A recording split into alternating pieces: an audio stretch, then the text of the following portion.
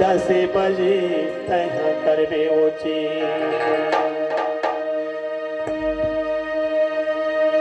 चटनी बासीला लेके तय आ जाबे वो डोली के दाई धनहा कार डोली माँ नागर बैला घर के जाओ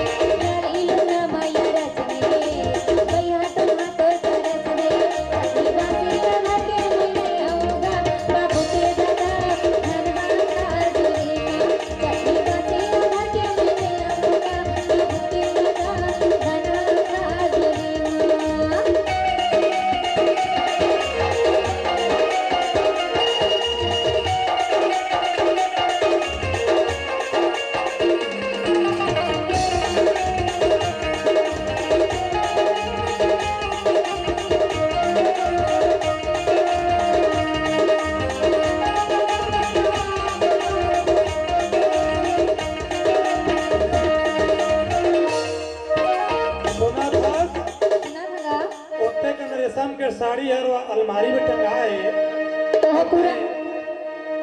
रिसाए हवस तो पुराना हो गया ना अगले साल के ये साल में फिर से नया लेवा तो पैसा कौड़ी नहीं हो पूरा कोरोना काल में गरीब हो गए हवन कोई बात नहीं ऐसो के धान बढ़िया हो है 2 कुंटल बेच के ले दा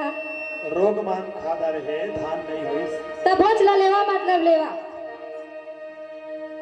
आए या साल मारो आवा फसो